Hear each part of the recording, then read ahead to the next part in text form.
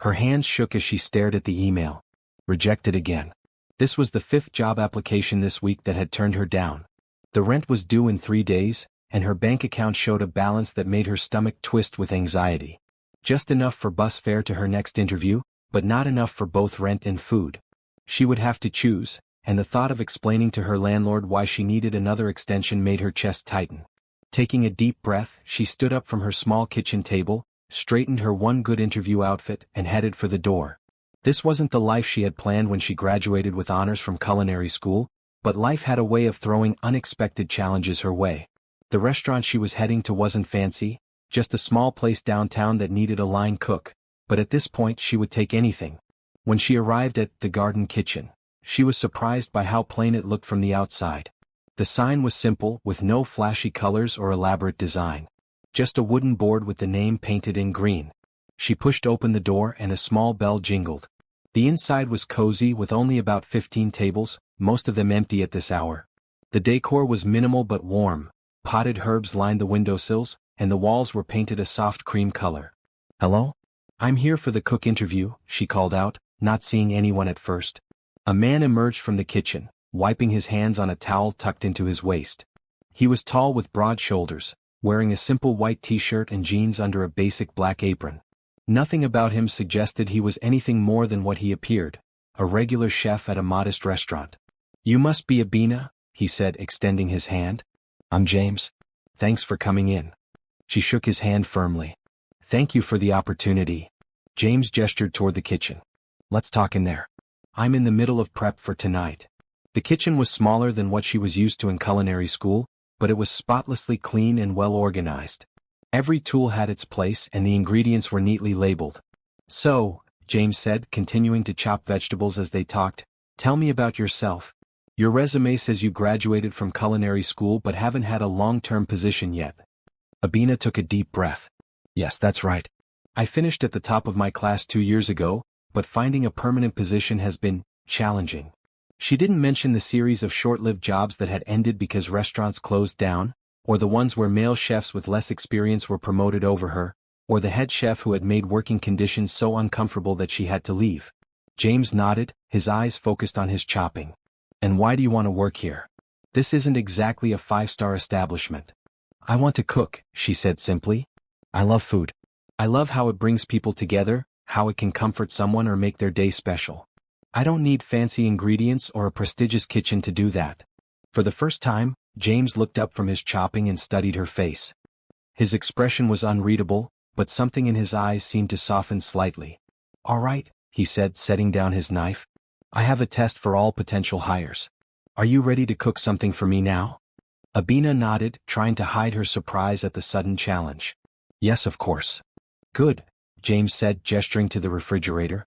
"I want you to make me something using only what you find in there. Nothing fancy. Just show me you know how to make simple food taste good." Abina opened the refrigerator and surveyed its contents. It was stocked with basic ingredients: vegetables, some chicken, eggs, a few blocks of cheese and various condiments. Nothing exotic or high-end. This was the kind of challenge she faced at home every day, making something delicious out of whatever was available. She decided on a simple chicken stir-fry with a lemon herb sauce. As she cooked, James watched silently, occasionally making notes on a small pad. She worked efficiently, moving around the unfamiliar kitchen with growing confidence. The rhythmic sound of her knife against the cutting board calmed her nerves, and soon she was completely focused on the task at hand, almost forgetting that this was an interview. When she finished, she plated the dish simply but carefully and presented it to James. He took a bite, his face giving nothing away. Then another. And another.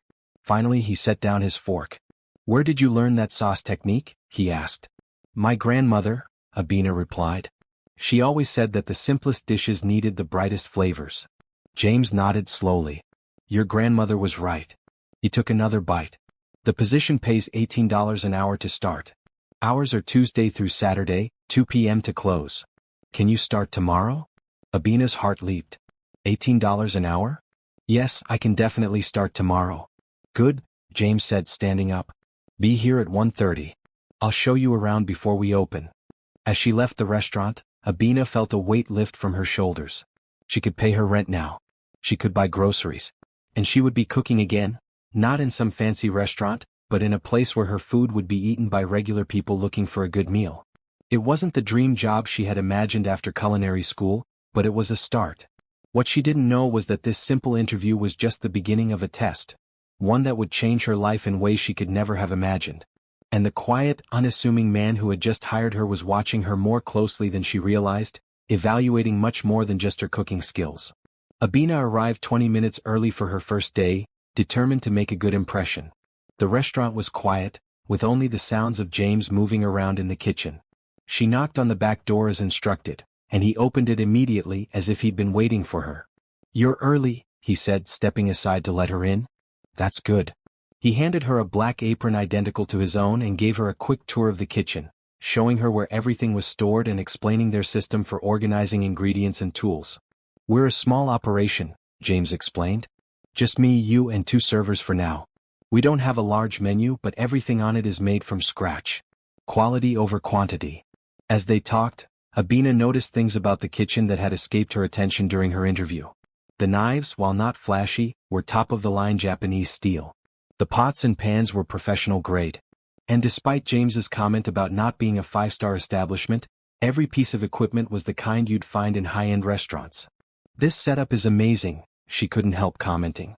"I've worked in bigger restaurants with worse equipment." James shrugged. "I believe in investing in the right tools." James shrugged. "I believe in investing in the right tools."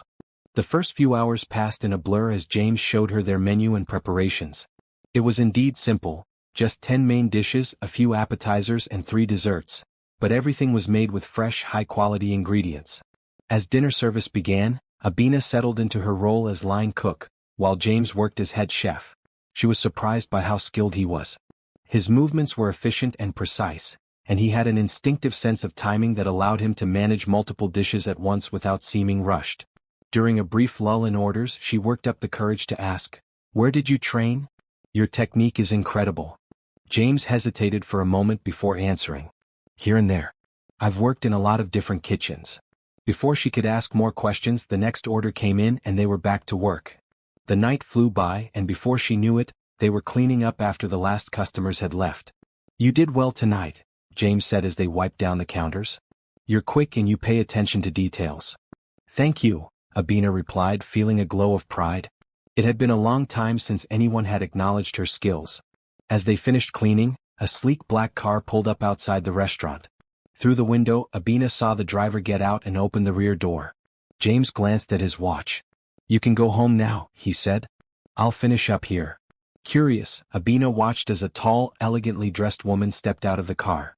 She had the poised, confident air of someone accustomed to luxury. To Abina's surprise, the woman entered the restaurant and headed straight for James, greeting him with a familiarity that suggested they knew each other well. Not wanting to intrude, Abina slipped out the back door, but as she walked to the bus stop, her mind was full of questions. Who was the woman? And why would someone who clearly had money be visiting a modest neighborhood restaurant after closing time? The next day, Abina arrived early again, but James was already there, preparing dough for the day's bread. "Good morning," he said, not looking up from his work. "There's coffee if you want some." "Thanks," she replied, pouring herself a cup. After a moment's hesitation, she asked, "So, how long have you owned this place?" "About 6 months," James answered. It was a hobby that turned into something more. A hobby? Abina couldn't keep the surprise from her voice. Most people didn't open restaurants as hobbies. James finally looked up, a slight smile on his face. "Cooking has always been my passion, but I had a different career before this." "What did you do?" she asked, genuinely curious now. "Finance," he said simply, turning back to his dough. "But that's not important now. Today I want you to take charge of the appetizers. Think you can handle it?" She recognized the change of subject for what it was, but didn't press. "Absolutely." As the days passed, Abina settled into her new role. The work was demanding but satisfying, and she enjoyed the creative freedom James gave her. He encouraged her to suggest specials and wasn't afraid to let her take the lead on certain dishes. But the mystery surrounding him only deepened. Twice more during her first week, the same black car arrived after closing, and different well-dressed visitors came in to meet with James. They never stayed long and he never explained who they were. There were other oddities too. Despite claiming the restaurant was just breaking even, James never hesitated to order the best ingredients. When a supplier couldn't deliver the exact type of mushrooms he wanted, he made a single phone call and had them delivered within hours. Something Abina knew was nearly impossible unless you had serious connections. By Friday night, her curiosity had reached its peak. As they closed up, she decided to take a risk. "James," she said, trying to sound casual, "I was wondering if you might want to grab a coffee sometime? Maybe tomorrow before work?" He looked startled, then slightly amused. "Are you asking me out, Abina?" She felt her cheeks warm. "No. Not exactly. I just thought it might be nice to talk outside of work." James studied her for a moment, then nodded. "Sure. There's a cafe around the corner. Meet me there at noon." The next day, Abina spent far too long deciding what to wear. She reminded herself that this wasn't a date. She was just trying to get to know her mysterious boss better. Still, she found herself putting on her favorite jeans and a top that brought out the warmth in her skin. James was already at the cafe when she arrived, dressed more casually than she'd ever seen him, in a simple blue sweater and jeans. Without his apron and chef's attire, he looked different, more relaxed but also somehow more imposing. "I ordered you a latte," he said as she sat down. "The server said you come here sometimes." She was surprised he'd noticed her preference. "Thank you." For a few minutes they chatted about work. The new special he wanted to introduce, a technique she had suggested for improving one of the sauces. Then, gathering her courage, Abina decided to be direct. "Can I ask you something, James? And will you give me an honest answer?" He raised an eyebrow but nodded. "Who are you really? I know you're a chef and a good one, but there's clearly more to the story." James took a sip of his coffee, considering her question. "What makes you think there's more?" "The equipment in the kitchen is top of the line. You have connections that get you impossible ingredients. People in expensive cars come to see you after hours." She paused. "And to be honest, you don't talk like someone who's spent their whole life in kitchens." A slow smile spread across James's face. "You're observant. I like that." He set down his cup. "You're right. I haven't told you everything about myself. But I have my reasons." "Which are?" "I'm looking for something specific," he said cryptically. "And I find that people behave differently around me when they know certain things about me." Abina frowned. "That's not really an answer." "No, it's not," James agreed. "But it's all I can give you right now. I will tell you this though, I hired you because you're talented. You're one of the best cooks I've ever worked with, and I wasn't exaggerating when I said that." The compliment caught her off guard and she felt a warm flutter in her chest. "Thank you. I have a proposition for you," James continued. "Keep working with me for 1 month. After that, if you still want answers, I'll tell you everything. But during that month, I need you to trust me and focus on the cooking. Can you do that?" Abina considered his offer. Every instinct told her there was something unusual about this situation, but she also genuinely enjoyed working at the garden kitchen. And if she was honest with herself, she was intrigued by James and his secrets. 1 month, she agreed. And then full disclosure. "Deal," James said, extending his hand across the table. As she shook it, Abina couldn't help wondering what she was getting herself into. But as they continued their coffee, talking about food and recipes and their shared passion for cooking, she found herself looking forward to discovering the truth about the mysterious chef who had hired her. What she didn't realize was that she was already being tested, and that James was watching her every move, evaluating not just her cooking skills, but her character, her integrity, and her heart. The following weeks flew by in a whirlwind of activity. The garden kitchen was becoming increasingly popular, with more customers each night and even a small write-up in a local food blog that praised their simple yet sophisticated menu. Abina and James fell into a comfortable rhythm working together, their movements in the kitchen becoming almost like a choreographed dance as they anticipated each other's needs without having to speak. On a busy Thursday evening, disaster struck. One of the servers called in sick, and the remaining server, Tasha, was overwhelmed with the full dining room. "I can't keep up," Tasha said, rushing into the kitchen with a harried expression. "There are too many tables."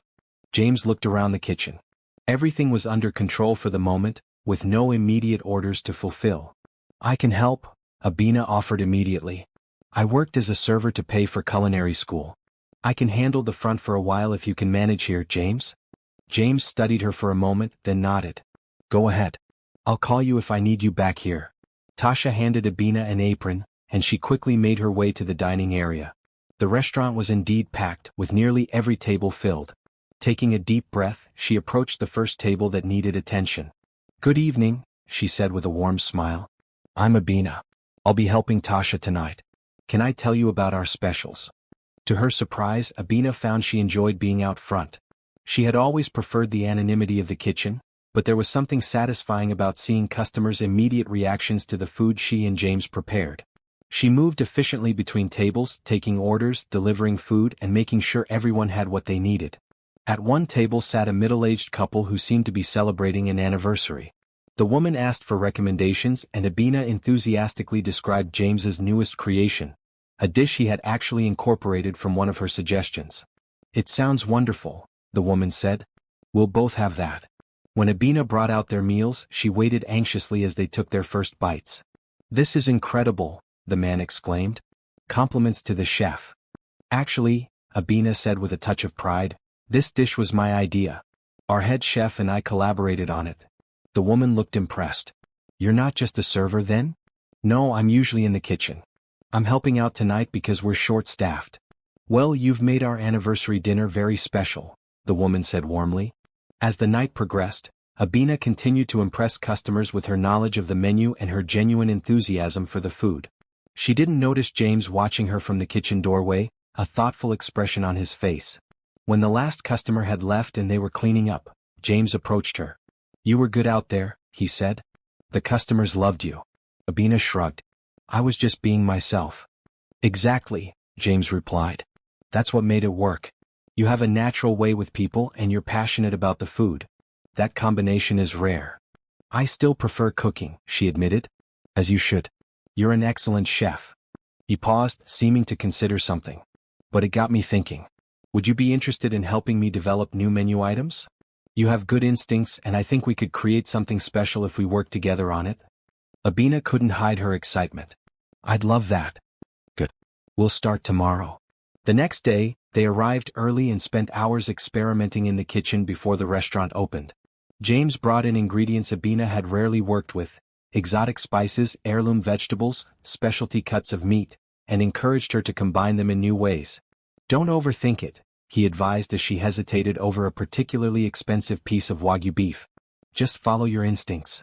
Under his guidance, Abina found herself creating dishes that were both familiar and innovative, drawing on her Ghanaian heritage while incorporating techniques she had learned in culinary school. James tasted everything she made, offering suggestions but never criticism. "This is amazing," he said after trying a spicy stew she had prepared. "Where did you learn to balance flavors like this?" "My mother," Abina replied, feeling a pang of nostalgia. "She could make a feast out of almost nothing. When times were tough, she'd say, 'Food isn't about what you have, it's about how you transform it.'" James nodded appreciatively. "Your mother sounds like a wise woman." As they worked, Abina found herself opening up more about her background. Her childhood in Ghana, moving to America as a teenager, her struggles to be taken seriously in the culinary world. James listened attentively, asking thoughtful questions but sharing little about himself in return. By the end of the day, they had created 3 new dishes for the menu. James insisted on giving Abina full credit, even printing her name beside each item. "People should know who's creating their food," he said when she protested. "I believe in giving credit where it's due." The new dishes were an immediate hit with customers, and Abina felt a surge of pride every time someone complimented her creations. For the first time since graduating from culinary school, she felt truly valued for her skills. One evening, about 3 weeks after Abina had started working at the Garden Kitchen, a food critic from a prominent city magazine came in for dinner. James spotted him immediately. "Don't panic," he told Abina, "but the man at table 7 is Oliver Reed. He's the food critic for City Plate." Abina felt her stomach drop. "The Oliver Reed? The one who made Chef Michaels cry on that cooking show?" "The very same. But we're not going to worry about it. We're just going to cook the way we always do." Despite James's reassurance, Abina felt the pressure mounting as she prepared the critic's appetizer, her signature dish that had been added to the menu the previous week. Her hands trembled slightly as she arranged the plate, but she took a deep breath and focused on making it perfect. When the server returned to the kitchen, Abina couldn't resist asking, "Did he like it?" "He cleaned his plate," the server reported with a grin.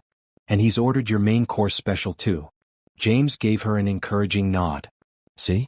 Nothing to worry about." By the end of the meal, the critic had ordered and finished every one of Abina's dishes on the menu, including her dessert creation. Before leaving, he asked to speak with the chef. "Both of us," James insisted when Abina tried to push him forward. "We're a team." Oliver Reed was a stern-looking man with piercing eyes and a reputation for brutal honesty. He studied them both as they approached his table. "Which of you is responsible for the goat stew with the spiced plantains?" he asked without preamble. "That's one of mine," Abina said, trying to keep her voice steady. The critic nodded. It was exceptional. The balance of heat and sweetness, the tenderness of the meat, it reminded me of a dish I had in Accra years ago, but with a modern twist that made it entirely new. Abina felt a rush of pride. "My grandmother's recipe was my inspiration." "Well, your grandmother taught you well." He turned to James. "And you? What's your role here?" "I'm just the owner," James said modestly. "Abina is the real talent in this kitchen." The critic raised an eyebrow, clearly not believing the self-deprecation.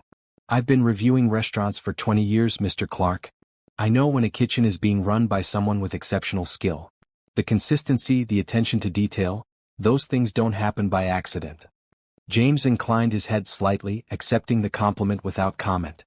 "Well," the critic continued, "I look forward to writing my review. It's not often I find a new restaurant with such potential." After he left, Abina turned to James, her eyes wide. "Did that just happen? Did Oliver Reed actually like my food?"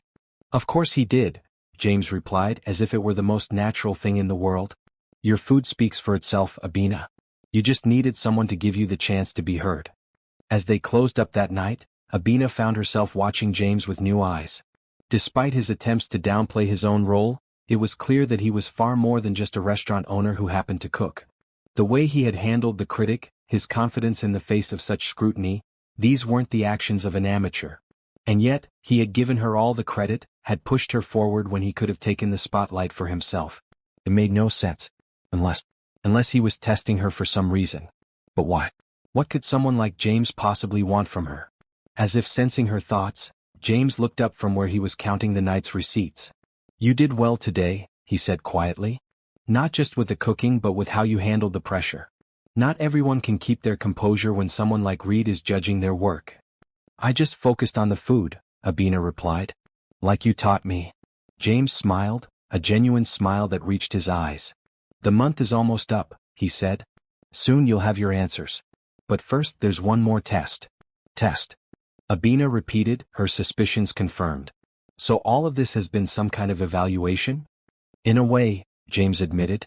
"But not the kind you're thinking of. I've been watching how you work, yes, but more importantly I've been watching how you treat people. The servers, the suppliers, the customers. I've been watching to see if success changes you, if recognition makes you arrogant." "And how did I do?" Abina asked, uncertain whether to be angry or intrigued. "You'll find out soon enough," James promised. "For now, get some rest. Tomorrow is a big day." As Abina left the restaurant that night, she couldn't shake the feeling that she was on the verge of discovering something important, that the mysterious James Clark was about to reveal his true identity, and with it, the real purpose behind the garden kitchen. The next morning, Abina woke to the sound of her phone buzzing with a text message. "Don't come to the restaurant today. Meet me at this address at 10 a.m. Wear comfortable clothes. James." The address was in an upscale part of town that Abina rarely visited. Curious and a little apprehensive, she dressed in her most presentable casual outfit, dark jeans and a simple blouse, and took a bus to the unfamiliar neighborhood. When she arrived, she found herself standing in front of a sleek glass building that housed several high-end businesses. The directory in the lobby listed mostly financial firms and law offices, but on the top floor was simply JC Enterprises. The security guard at the desk looked up as she approached. "Can I help you?" "I'm here to see James Clark," Abina said, trying to sound confident. "He asked me to meet him here." The guard's demeanor changed immediately. "Ms. Owusu? Mr. Clark is expecting you. Please take the private elevator to the penthouse." He handed her a key card. "You'll need this." Increasingly confused, Abina took the card and made her way to an elevator at the far end of the lobby, marked Private. She inserted the key card and the doors opened silently. The ride to the top floor took less than a minute, but it gave Abina time to wonder what exactly she was walking into. When the doors opened, she found herself in a spacious reception area decorated with modern art and sleek furniture. Floor-to-ceiling windows offered a breathtaking view of the city. A young woman sat at a desk by the elevator. "Ms. Owusu," she greeted warmly. "Mr. Clark is waiting for you in the main conference room. Please follow me." She led Abina down a hallway lined with what appeared to be original artwork. Pieces that Abina recognized as the work of celebrated artists. They passed several offices where people in business attire worked at computers or spoke on phones, all of them too busy to do more than glance up as Abina passed. Finally, they reached a set of double doors, which the receptionist opened without knocking. "Ms. Owusu is here, Mr. Clark." Abina stepped into a large conference room dominated by a massive table of polished wood. At the far end, looking out of the window with his back to her, stood a familiar figure, James, but not the James she knew from the restaurant. This James wore an impeccably tailored suit that highlighted his broad shoulders. His hair, usually hidden under a chef's cap, was neatly styled. He turned as she entered, and his face broke into a smile. "Abina, thank you for coming." "I'm not sure I had much choice," she replied, trying to make sense of the situation. "What is this place? And why am I here?" James gestured to a chair. "Please sit down. It's time I explained a few things." Abina took a seat, noting that despite the luxurious surroundings, James seemed completely at ease. More at ease, in fact, than he sometimes appeared in the restaurant. "First, I should introduce myself properly," he began. "My name is James Clark, and I'm the CEO of JC Enterprises. We're a venture capital firm specializing in hospitality investments, restaurants, hotels, resorts." Abina felt her eyes widen. "You're a CEO?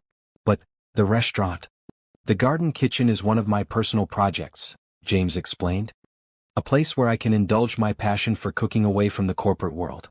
But it's also become something more, a testing ground of sorts." "Testing ground for what?" Abina asked, a hint of suspicion creeping into her voice. "For talent," James replied simply. "I've built my career on identifying potential, in businesses, in ideas, and in people. The restaurant allows me to find individuals with real culinary skill who might otherwise be overlooked by the industry." Abina sat back in her chair, trying to process this information. "So when you hired me?" "I saw something special in you," James confirmed. "Not just your cooking skills, which are exceptional, but your passion, your resilience, your creativity. I wanted to see what you could do in an environment where you were judged solely on your abilities, not on your background or connections. And all this time you've been, what? Evaluating me?" Abina couldn't decide whether to be flattered or offended. "In a way," James admitted. "But not for the reasons you might think. I wasn't looking to exploit your talents, Abina. I was looking to invest in them." He pressed a button on the table and a screen descended from the ceiling. With another click, it displayed a series of architectural renderings. A beautiful restaurant with an open kitchen, lush garden spaces, and elegant dining areas. "This is Roots," James said, his voice filled with enthusiasm.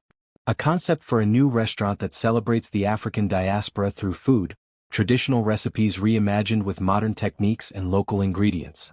It's something I've been developing for a while, but I needed the right chef to bring it to life." Abina's breath caught as she looked at the images. It was like someone had reached into her dreams and pulled out exactly the kind of restaurant she had always imagined running one day. "You want me to work there?" she asked, hardly daring to hope. James shook his head. "I want you to run it. As executive chef and partner." Abina stared at him, certain she had misheard. "Partner? But I don't have that kind of money. I can barely make rent most months." "The financial investment would be mine," James clarified. "Your contribution would be your talent, your vision, and your hard work. In return, you'd receive a significant ownership stake in the restaurant, a competitive salary, and complete creative control over the menu." For a moment, Abina was speechless. It was too good to be true, the opportunity she had been working toward her entire career, handed to her by a man she had believed was just a fellow chef. "Why me?" she finally asked. "There must be dozens of chefs with more experience, better connections." "Experience can be gained," James said dismissively. "Connections can be made. But what you have, the intuitive understanding of flavor, the respect for ingredients, the ability to tell a story through food, that can't be taught." He leaned forward, his expression earnest. "I've eaten at the finest restaurants in the world, Abina. I've had meals prepared by chefs with Michelin stars and international reputations. But your cooking speaks to me in a way there's never has. It has heart. It has soul." Abina felt a lump forming in her throat. After years of being overlooked and underestimated, to hear someone, especially someone like James, speak about her food with such reverence was overwhelming. "I don't know what to say," she admitted. "Say you'll consider it," James urged. "Take some time to think about it." Review the business plan, look over the contract, consult with a lawyer if you want to. He slid a folder across the table to her. Everything you need to know is in here. The location, the budget, the concept development so far. I've left plenty of room for your input on all of it. Abina opened the folder and skimmed the first page, which outlined a generous compensation package that made her current salary look like pocket change. But it was more than the money, it was the opportunity to create something meaningful, to showcase the culinary traditions she had grown up with, to tell her story through food. This is incredible, she said finally. But I have to ask, why all the secrecy? Why not just approach me directly with this offer? James sighed, leaning back in his chair. I've learned the hard way that money changes how people act. In the past, when I've approached chefs as James Clark the investor, I've seen them put on a performance, cooking what they think I want to taste, saying what they think I want to hear. I never know if I'm seeing their true talents or just a show designed to get my backing. He gestured around the opulent conference room. All of this, the company, the success, the wealth, it creates barriers between people. At the Garden Kitchen, I'm just James the chef. People respond to me honestly. They show me who they really are. Abina nodded slowly, beginning to understand. And that's what you wanted to see with me? The real me? Exactly, James confirmed. I needed to know not just that you could cook, but how you handle pressure, how you treat people when you think no one important is watching, whether success makes you arrogant or grateful. In other words, I needed to know if you were someone I could trust with not just my money, but my reputation. And? Abina asked, holding her breath. Did I pass your test? James smiled, the same warm smile she had come to know in the kitchen, but now it carried the weight of his true identity behind it. With flying colors.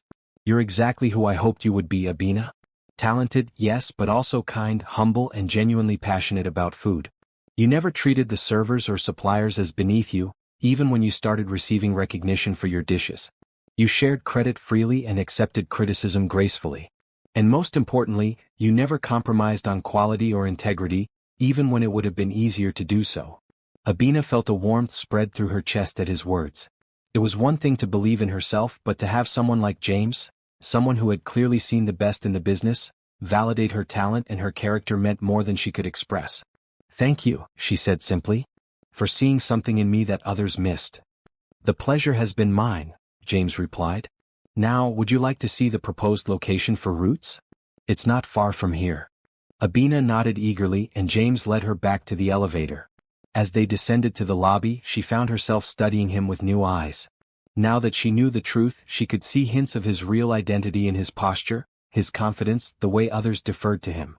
Outside, instead of the black car she had seen at the restaurant, a sleek red sports car waited at the curb.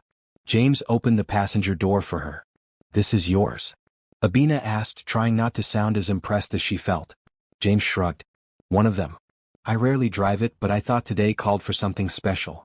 The drive took them to a recently developed area of the city, where modern buildings stood alongside carefully restored historic structures. James pulled up in front of an elegant brick building with large windows and a small courtyard. This is it, he said, a note of pride in his voice. Built in 1920 as a bank, renovated last year. The bones are perfect for a restaurant, high ceilings, good flow, enough space for both intimate dining and larger gatherings. He led her inside and Abina gasped. The space was even more beautiful than it had appeared in the renderings. Sunlight streamed through the windows, illuminating original hardwood floors and exposed brick walls. The former bank vault had been converted into what could be a stunning private dining room. The kitchen would be there, James said, pointing to an area at the back. Open to the dining room so guests can see the action. We'd build it to your specifications, of course. Abina walked through the space, her mind racing with possibilities. She could already envision where everything would go, how the flow would work, what it would feel like to cook here. I can see it, she said softly. It's perfect. James watched her, a pleased expression on his face. I thought you'd like it.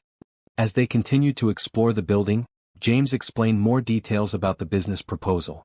The restaurant would feature a rotating menu that highlighted different regions of Africa and the diaspora, with a focus on sustainable, locally sourced ingredients. There would be a teaching component as well. Cooking classes, apprenticeships for young chefs from underrepresented backgrounds. The goal, James said, is not just to create an exceptional restaurant, but to change the conversation about African cuisine in the culinary world. It was as if he had reached into Abina's heart and extracted her deepest professional aspirations. This was exactly the kind of impact she had always dreamed of making.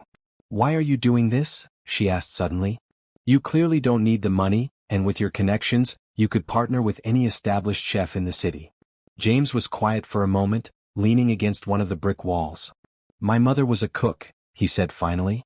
"Not a chef, she never had that opportunity, but she fed people with love and skill in a small diner in the town where I grew up.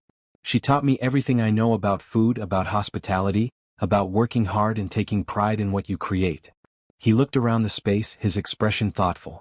"When she died 10 years ago, I promised myself that I would use whatever success I achieved to create opportunities for talented people who might otherwise be overlooked, the way she was. This project, Roots, is part of fulfilling that promise." Abina felt a connection to James she hadn't expected. The shared experience of having been shaped by strong women who expressed their love through food. "Your mother would be proud," she said softly. James smiled, a hint of sadness in his eyes. "I hope so." After leaving the building, they went to lunch at a small cafe nearby. As they ate, they discussed ideas for the menu, for staffing, for the overall vision of Roots. Abina was surprised by how much her opinion seemed to matter to James, how carefully he listened to her suggestions and built upon her ideas. "I still can't believe this is happening," she admitted as they finished their meal. "A month ago, I was struggling to pay rent, worried I'd never get a real chance to prove myself. And now you're about to become one of the most talked about chefs in the city," James completed her thought. "But remember, this isn't charity, Abina. I'm offering you this opportunity because I believe you'll make it a success, for both of us." Abina straightened in her chair, her expression serious. "I won't let you down." "I know you won't," James replied, his confidence in her evident. "Take the weekend to review the proposal. If you have any questions or concerns, we can discuss them on Monday." As he drove her home, Abina tried to process everything that had happened. In the span of a single day, her life had changed completely. She had gone from being a line cook in a small restaurant to potentially becoming the executive chef and part owner of an innovative new concept backed by a successful businessman. When they reached her apartment building, a modest structure in a working-class neighborhood, James insisted on walking her to her door.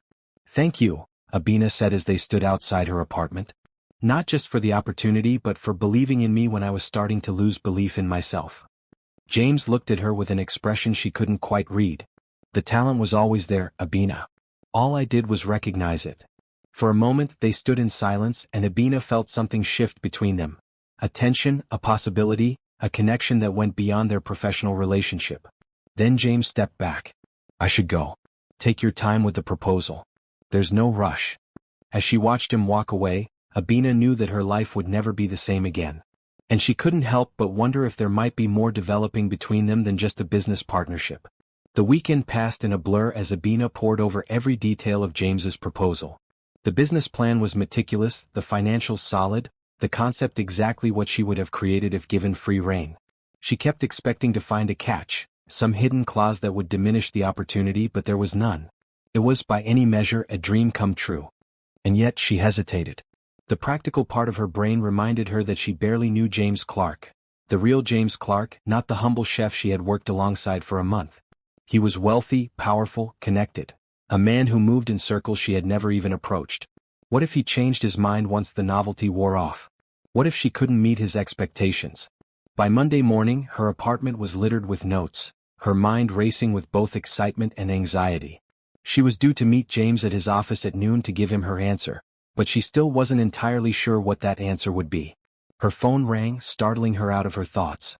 It was Tasha, the server from the garden kitchen. "Abina? Are you okay? James said you wouldn't be in today, but he didn't explain why. We've been worried."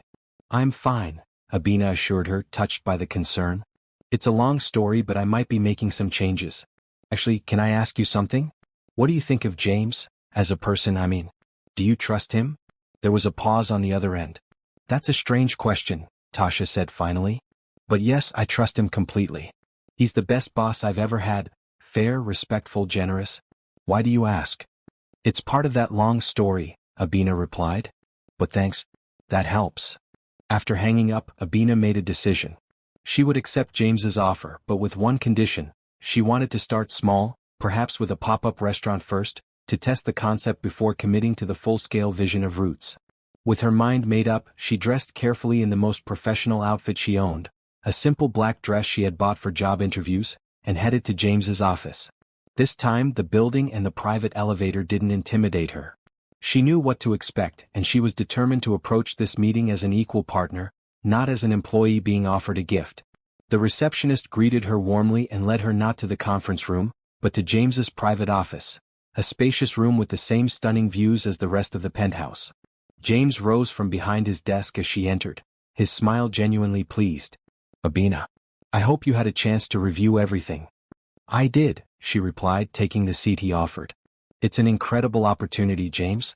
More than I ever expected."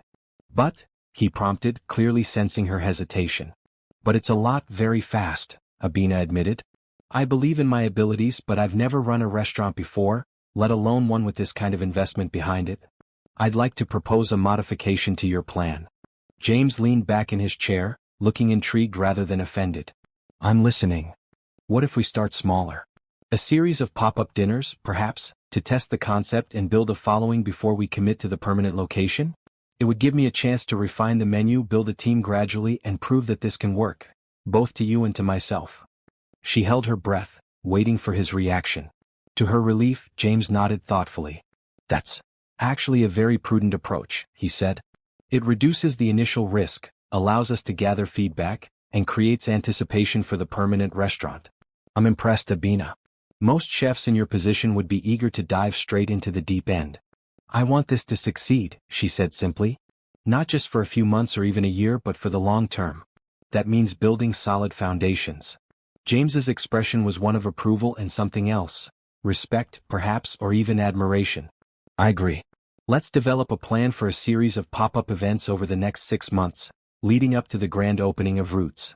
We can use the garden kitchen for some of them, and other venues for others, to reach different audiences." Relief washed over Abina. "So we have a deal?" "We have a deal," James confirmed, extending his hand across the desk. "Partner." As they shook hands, Abina felt a tingle of electricity at his touch, and their eyes held for a moment longer than necessary. Once again she sensed that undercurrent between them, attraction, connection, possibility. James cleared his throat and released her hand. "We should celebrate. Dinner tonight? There's a new restaurant I've been wanting to try, the chef trained under one of my friends in Paris." "I'd like that," Abina replied, trying to determine if this was a business dinner or something more personal. As if reading her thoughts, James added, "Not as boss and employee or even as business partners. Just as friends getting to know each other better." "Friends?" Abina repeated, finding she was a little disappointed by the designation. "That sounds nice." James smiled. "I'll pick you up at 7. That evening, Abina spent more time than usual preparing for their dinner. She chose her most flattering dress, a deep blue that complemented her skin tone, and took extra care with her makeup and hair. She tried to tell herself that she was just making an effort because they were going to a nice restaurant, but she knew there was more to it than that. At precisely 7 o'clock, the buzzer rang. When she opened the door, she found James standing there in a tailored suit that fit him perfectly, holding a small gift bag. "You look beautiful," he said, his eyes appreciative but respectful. "Thank you," Abina replied, suddenly feeling shy. "You clean up pretty well yourself." James handed her the bag. "A small token to mark our new partnership." Inside, Abina found a cookbook, a rare first edition of a classic work on West African cuisine that she had mentioned admiring once in passing at the restaurant. The thoughtfulness of the gift touched her deeply. "How did you remember this?" she asked, running her fingers over the embossed cover. "I remember everything you say," James replied simply. The restaurant he had chosen was indeed exceptional, an intimate space with just 12 tables, where each course was presented by the chef himself with a brief story about its origins and inspiration. As they dined, Abina found herself relaxing, the conversation flowing naturally between them. They talked about food, of course, but also about books they had read, places they had traveled, music they enjoyed. James told her more about his childhood, growing up in a small town with a single mother who worked 2 jobs to support him, getting a scholarship to a prestigious university where he felt perpetually out of place among his wealthier classmates. "It wasn't until I started my first company that I really felt like I belonged anywhere," he admitted. "When I succeeded on my own terms, not trying to fit into someone else's mold." "I understand that feeling," Abina said. "In culinary school I was always the odd one out, too traditional for the modernists, too innovative for the traditionalists. It took me a long time to embrace my own voice." James nodded. That's what makes your cooking so special, Abina. It's authentic. It tells your story. By the time they finished dessert, a delicate confection of chocolate and spice that reminded Abina of something she might create, she felt as if she was seeing the real James for the first time. Not the humble chef or the powerful CEO, but the man behind both personas, thoughtful, passionate, surprisingly vulnerable at times. When he drove her home, there was a comfortable silence between them, a sense of connection that hadn't been there before. At her door they paused and Abina found herself hoping he might kiss her. Instead, James took her hand and squeezed it gently. "Thank you for a wonderful evening," he said softly, "and for taking a chance on this partnership. I have a feeling we're going to create something extraordinary together." "I think so too," Abina replied, trying to hide her disappointment that the evening was ending on such a professional note. But as she watched him walk away, she reminded herself that their relationship was primarily a business one, and it was probably best to keep it that way. Mixing romance with work rarely ended well, especially when there was such a power imbalance between them. Still, as she prepared for bed that night, she couldn't help but wonder what it would be like to be with someone like James. Someone who saw her fully and valued not just her talent, but her perspective, her ideas, her very self. The next few weeks were a whirlwind of activity as they prepared for the first pop-up dinner. James rented a beautiful space in an art gallery for the event, and they worked together to create a menu that would showcase Abina's vision for Roots. Working with James in this new context was both exhilarating and challenging. He respected her authority in the kitchen, but he had strong opinions of his own, and they occasionally clashed over details. Yet these disagreements were always productive, pushing both of them to refine their ideas and find better solutions. And beneath their professional collaboration, Abina sensed a growing attraction, in the way James's hand lingered when passing her a utensil, in the late nights spent talking after the work was done, in the pride that shone in his eyes when she mastered a new technique or perfected a dish. But neither of them acted on these feelings, maintaining a careful distance that became increasingly difficult to sustain. The night of the first pop-up dinner arrived and Abina was a bundle of nerves. James had invited some of the city's most influential food critics and restaurateurs, people whose opinions could make or break a new chef's reputation. "What if they hate it?" she whispered to James as they prepared to serve the first course. "What if I'm not ready for this level of scrutiny?" James took her hands, steadying them with his own. "They won't hate it," he said firmly. "Your food is brilliant, Abina. But even if some of them don't appreciate it, that doesn't diminish its value or your talent. Remember that." His confidence in her was contagious, and Abina felt her anxiety begin to subside. She took a deep breath and nodded. "Let's do this." The dinner was a triumph. Each course was met with appreciative murmurs and empty plates returned to the kitchen. By the time they served the final dish, a reinvention of a traditional Ghanaian dessert that had been Abina's grandmother's specialty, the atmosphere in the room was jubilant. As the guests began to leave, offering effusive compliments on their way out, one of the most respected critics in the city approached them. "Ms. Owusu," she said, extending her hand, "that was one of the most exciting meals I've had in years. You've managed to honor traditional flavors while creating something entirely new. I'm eagerly anticipating your permanent restaurant." "Thank you," Abina replied, unable to keep the smile from her face. "That means a lot coming from you." When the last guest had departed and they were alone in the kitchen, James pulled out a bottle of champagne he had been keeping on ice. "To Roots," he said, handing Abina a glass. "And to the extraordinary chef who will make it a success." They clinked glasses and Abina felt a rush of happiness mixed with something deeper, a sense that she was exactly where she was meant to be, doing exactly what she was meant to do with exactly the right person by her side. "I couldn't have done this without you," she said softly. "Yes, you could have," James contradicted her gently. "You just would have taken a different path to get here.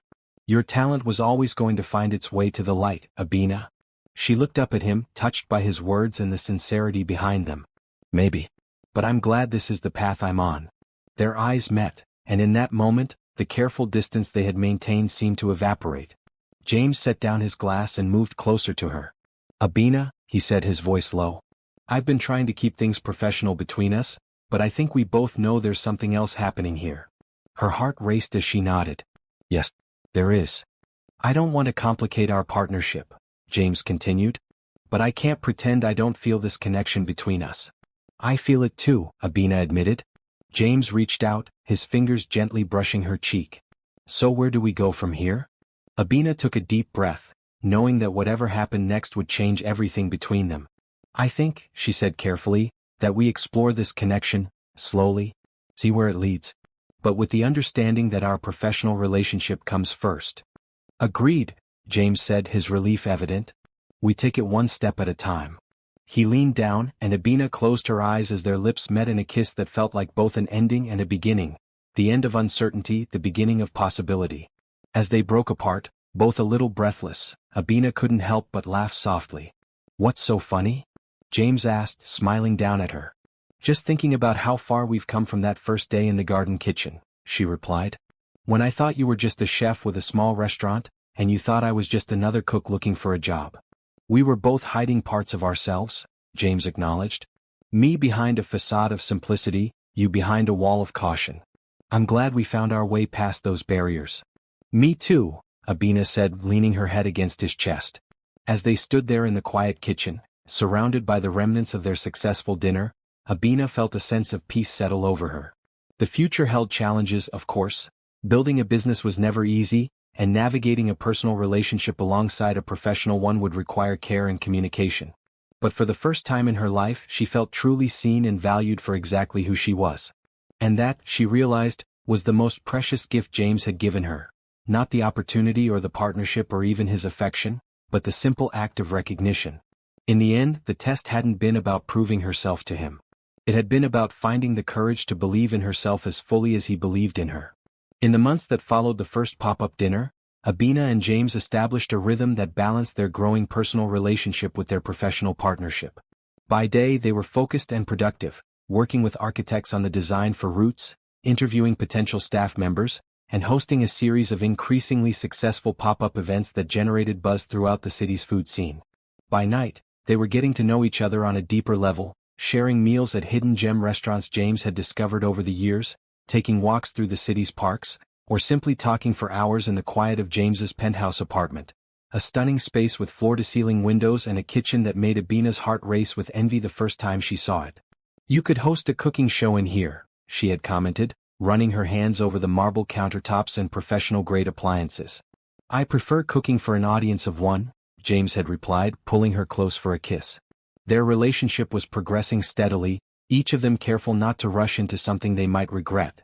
James, Abina discovered, was more cautious than she had expected. A man who had been burned by past relationships where his wealth and status had been the primary attraction. It's different with you, he told her one evening as they sat on his balcony, watching the sunset paint the city in shades of gold and pink. You knew me as just James the chef first, and you treated me exactly the same after you found out who I really was. Do you know how rare that is? Abina squeezed his hand, understanding the vulnerability behind his words. You're still just James to me, she assured him. The only difference is now I know why you never seem concerned when we order the most expensive ingredients for a recipe. He laughed, the tension breaking. I do have a budget, you know. It's just flexible. As the opening day for Roots approached, the pressure intensified. There were last-minute construction delays, issues with suppliers, staff members who needed additional training. Abina found herself working 18-hour days, often falling into bed too exhausted to do more than send James a quick goodnight text. One particularly stressful day, after discovering that their custom-made dining tables would be delayed by at least 2 weeks, Abina felt her composure begin to crack. We can't open without tables, she said to James, pacing the half-finished dining room. And if we push back the opening, we lose the momentum from the pop-ups. The critics will forget about us, the reservations we've already taken will have to be rescheduled. It's a disaster. James watched her for a moment, then pulled out his phone. Give me an hour, he said, stepping outside to make a call. True to his word, exactly 1 hour later, he returned with a solution. A renowned furniture maker who owed him a favor would create replacement tables in time for their opening, and they would be even more beautiful than the ones they had originally ordered. How do you do that? Abina asked, amazed and a little intimidated by the ease with which he had solved a problem that had seemed insurmountable to her. James shrugged. Resources and relationships. After 15 years in business, you accumulate both. The point is, this isn't a disaster. It's just a bump in the road. His calm confidence steadied her, as it had so many times before. But later that night, alone in her apartment, Abina found herself wondering if she was truly an equal partner in their venture, or if she was still, in some fundamental way, dependent on James's wealth and connections to make Roots a success. The thought nagged at her, creating a small seed of doubt that grew over the following days. She found herself hesitating to ask James for help with problems, trying to solve everything herself to prove that she wasn't relying on him too heavily. James noticed the change in her behavior. "What's going on?" he asked finally, after she had spent an entire day trying to resolve an issue with their liquor license without involving him. "You've been distant. Did I do something wrong?" Abina sighed, knowing she couldn't hide her feelings from him. "It's not you exactly. It's this whole situation. Sometimes I wonder if I'm really bringing equal value to this partnership, or if I'm just the talent you're bankrolling." James looked stunned. "Is that really how you see yourself? As some kind of investment?" "Sometimes," Abina admitted. "When you solve problems with a single phone call that would take me weeks to figure out. When you casually mention friends who own Michelin-starred restaurants or supply the White House with wine. It's hard not to feel unequal." James was quiet for a long moment, his expression thoughtful. "I understand," he said finally. "And I'm sorry if I've made you feel that way. But Abina, you need to understand something. The connections, the resources, the ability to make things happen quickly. Those are tools, not talents. You can learn to use those tools. I can teach you if you want." "But your talent?" he continued, his voice growing passionate. "The way you understand food, the way you create flavors that tell a story, the way you connect with people through what you cook? That can't be taught. That can't be bought. And that's why this partnership works, because we each bring something essential to it that the other doesn't have." His words resonated with Abina, easing some of her concern. "I hadn't thought of it that way." "Well, start thinking of it that way," James said firmly. "Because it's the truth. And while we're being honest with each other, there's something else I need to tell you." Abina felt a flicker of anxiety. "What is it?" "I'm in love with you," James said simply. "Not with your cooking, not with the business we're building together, but with you, Abina Owusu, the woman who challenges me, surprises me, and makes me happier than I've been in years." Abina stared at him, her heart pounding. It was the first time either of them had used that word, love, and hearing it from James's lips sent a wave of emotion through her so powerful that for a moment she couldn't speak. "You don't have to say it back," James added quickly, mistaking her silence for hesitation. "I just wanted you to know how I feel." "I love you too," Abina said, finding her voice at last. "I think I have since that first coffee we had, when you were still pretending to be just a chef and I was trying to figure out your secrets." James's face broke into a smile of such genuine joy that Abina felt tears spring to her eyes. He crossed the room in 2 strides and pulled her into his arms, kissing her with an intensity that left her breathless. "No more pretending," he murmured against her lips. "No more test. Just us as we really are, building something together." "I like the sound of that," Abina replied, letting herself relax into his embrace. The declaration of love marked a turning point in their relationship. Abina found herself opening up more, sharing fears and dreams she had kept guarded, while James revealed a softer, more vulnerable side that few people ever got to see. As opening day for Roots drew closer, they were both working at a feverish pace, but they made sure to carve out time for each other. Even if it was just a quick dinner after a long day or a moment of quiet connection before falling asleep. The night before the grand opening, after the final rehearsal with the full staff, James suggested they stay behind after everyone else had left. "Just you and me," he said, "cooking one meal in our kitchen before it officially becomes Roots tomorrow." Abina loved the idea. They had been so busy managing others that they had barely cooked together in weeks. They decided to make a simple meal, the same chicken stir-fry with lemon herb sauce that Abina had prepared during her interview at the Garden Kitchen, what felt like a lifetime ago. As they worked side by side in the gleaming new kitchen that would soon be the heart of their restaurant, Abina felt a profound sense of rightness. This was where she belonged, creating food that told her story, alongside a man who valued both her talent and her heart. When the dish was ready, they sat at one of the new tables in the empty dining room, a single candle between them and glasses of wine James had selected from Ruth's carefully curated cellar. "To tomorrow," James said, raising his glass. "And to all the tomorrows after that." "To us," Abina replied, clinking her glass against his. "And to the journey that brought us here." As they ate, they talked about their hopes for Roots. Not just that it would be successful in the conventional sense, but that it would become a place where people felt welcomed, where the food created connections, where stories were shared and remembered. "You know," James said thoughtfully, "when I first came up with the concept for this restaurant, it was just a business idea, a way to fill a gap I saw in the market. But you've transformed it into something much more meaningful. You've given it a soul." Abina felt touched by his words. And you've given me the platform to share my vision with the world. I couldn't have done this without you, James. We did it together, he corrected gently. As equals. After dinner, as they were cleaning up, James suddenly stopped and turned to Abina. I have something for you, he said, reaching into his pocket. An opening gift of sorts. He handed her a small velvet box. Inside was a delicate gold necklace with a pendant in the shape of a key. It's beautiful, Abina said, lifting it from the box. But what does the key represent? It's the key to my home, James explained. I want you to move in with me, Abina. I know it's a big step, but the past few months have shown me that what we have is special, and I don't want to waste any more time living apart. Abina felt a rush of emotion. She had been thinking similar thoughts, especially on the nights when exhaustion meant they slept separately, each in their own apartment. Yes, she said without hesitation. I'd love to live with you. James's face lit up with happiness as he helped her put on the necklace, his fingers warm against her skin. Perfect timing too, he said. After tomorrow's opening, we can arrange to move your things. As they locked up the restaurant and stepped out into the night, Abina couldn't help but reflect on how far she had come. From a struggling cook facing rejection after rejection to the co-owner and executive chef of what promised to be one of the city's most exciting new restaurants. From a woman who had nearly given up on finding someone who truly understood her to someone deeply in love with a man who saw and valued all of her. And it had all begun with a test. A billionaire pretending to be a poor chef, watching to see if she had what it took to be his partner in business and perhaps someday in life. As if reading her thoughts, James squeezed her hand. I knew from that first interview that you were special, he said softly. But I never imagined how completely you would change my life. We changed each other's lives, Abina replied, leaning into his side as they walked to his car. And tomorrow we start the next chapter together. The key pendant rested against her heart, a promise of the future they would build, not just the restaurant that would open its doors the next day, but the home they would create together, the life they would share, the love that had begun in the most unexpected of places. A humble kitchen where a billionaire had pretended to be a poor chef, and a talented woman had proven she was worthy of not just success but love.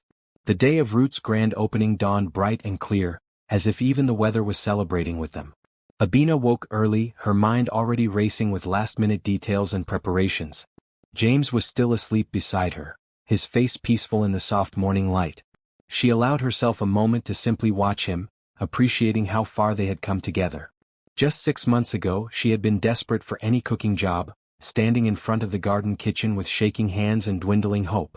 Now she was about to open her own restaurant with a man who loved her not just for her talent, but for who she was. As if sensing her gaze, James opened his eyes.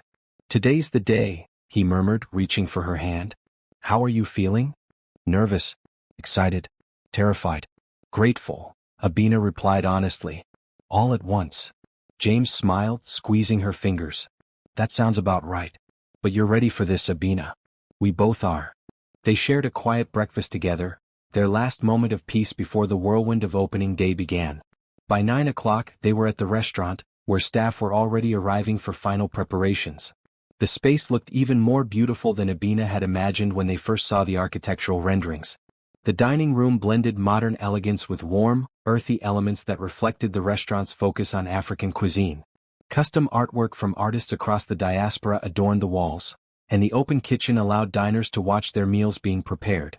As the day progressed, Abina found herself caught up in 1,000 small tasks, checking the quality of the produced deliveries, making sure the kitchen staff understood each dish, reviewing the wine pairings with their sommelier. James handled the front-of-house preparations, working with the hosting staff and making sure every detail of the dining experience was perfect. By late afternoon, with opening just hours away, Abina felt a moment of panic. What if no one came? What if they came but didn't understand or appreciate her food? What if the critics who had praised her pop-ups found fault with the permanent restaurant? What if she had reached too high too fast? James found her in the walk-in refrigerator, organizing herbs with more intensity than the task required. He could read the anxiety on her face immediately. Talk to me, he said gently, closing the door behind him to give them privacy. What's going through your mind right now? Abina took a deep breath, the cool air of the refrigerator helping to calm her racing thoughts. I'm scared, she admitted. This is everything I've ever wanted, and now that it's actually happening, I'm terrified I'll somehow mess it up. James stepped closer, his hands warm on her shoulders despite the chilly air around them. You know what I think? I think that fear means you care deeply about this. It means you understand what's at stake. That's not weakness, Abina. It's wisdom. Maybe, she said, not entirely convinced. But it doesn't make the fear any less real. No, it doesn't, James agreed. So let's break it down. What's the worst that could happen tonight? Abina thought for a moment. We could get terrible reviews. No one could make reservations after tonight. We could fail completely. And if that happened, which it won't, but if it did, what then? James pressed. We'd reassess. Make changes. Try again, Abina said slowly, realizing as she spoke that failure wouldn't be the end. Exactly, James said with a nod. But you know what? That's not going to happen. Because I've tasted your food. I've seen you lead a kitchen. I've watched people's faces when they experience your cooking for the first time. This restaurant is going to succeed, Abina. But even if it didn't, we would still have each other. And we would still have your talent and my stubborn determination. A smile tugged at the corners of Abina's mouth.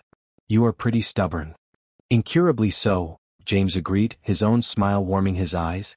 Now, let's go open the best restaurant this city has seen in years. When they emerged from the refrigerator, the staff was gathered in the kitchen, waiting for their final instructions before opening. Abina looked at the faces around her, people who had believed in her vision enough to join the team, from experienced chefs she had handpicked to servers who had impressed her with their knowledge and enthusiasm. Thank you all for being here, she began, her voice growing stronger as she spoke. What we're creating together isn't just a restaurant. It's a place where stories are told through food, where traditions are honored and reinvented, where every guest leaves feeling not just satisfied, but connected to something larger than themselves. Tonight is just the beginning of that journey, and I'm grateful to be taking it with each of you. The staff applauded, their energy and excitement palpable. James caught Abina's eye across the room, his expression full of pride. At exactly 6 o'clock, the doors of Roots opened to welcome their first guests. The initial hour was reserved for friends, family, and a select group of influencers and media representatives. A soft opening before the general reservations began at 7. Abina's focus narrowed to the kitchen, where she directed her team with calm authority, making sure each dish that left her hands was perfect.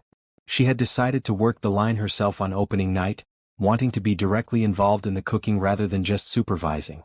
From her station, she could see into the dining room, where James moved smoothly between tables, greeting guests and ensuring their experience was flawless. He was in his element, his natural charm and attentiveness making everyone feel special. The first round of feedback began to filter back to the kitchen. Exclamations of delight, empty plates returned for washing, servers reporting that guests were raving about the food. With each positive comment, Abina felt her confidence grow. By 8 o'clock, the restaurant was in full swing, every table occupied, the atmosphere vibrant with conversation and laughter. One particularly notable food critic had just been seated. Oliver Reed, the same stern-faced man who had visited the garden kitchen months earlier. He's at table 9, James murmured to Abina during a brief moment between orders. He specifically requested your tasting menu with the wine pairings. Abina nodded, determined to impress him even more than she had the first time. For his table, she personally inspected each dish before it left the kitchen, adding small flourishes and ensuring every element was precisely placed. As the night progressed, Abina found herself fully immersed in the rhythm of the kitchen, her earlier fears replaced by the familiar focus and joy of cooking at her highest level. Her team worked seamlessly around her, everyone rising to the occasion of their opening night. Just after 10, during a slight lull in orders, James appeared in the kitchen doorway, gesturing for Abina to join him. The critic wants to speak with you, he said quietly when she approached. And he's smiling, which I've never seen before. In the dining room, Oliver Reed was finishing the last of his dessert, Abina's modern take on her grandmother's coconut pudding. He stood as she approached, extending his hand. Chef Owusu, he said, his voice carrying enough to draw the attention of nearby tables. I've been reviewing restaurants for over 20 years, and I can say without reservation that my meal tonight was one of the finest dining experiences I've had in this city. Abina felt a rush of pride and gratitude. Thank you, Mr. Reed. That means a great deal coming from you. What you've created here, he continued, is something truly special. You've managed to make food that is simultaneously innovative and comforting, technically brilliant and deeply soulful. It's clear that each dish comes from a place of personal connection and cultural reverence. That's exactly what I hope to achieve, Abina said, genuinely moved by his understanding of her vision. Well, you've succeeded magnificently, Reed replied. "You'll be reading my full review next week, but I wanted to tell you in person that Roots has just set a new standard for this city's dining scene." After Reed left, several other tables requested to meet Abina, each offering their own compliments and congratulations. By the time the last guest departed shortly after midnight, she was exhausted but elated.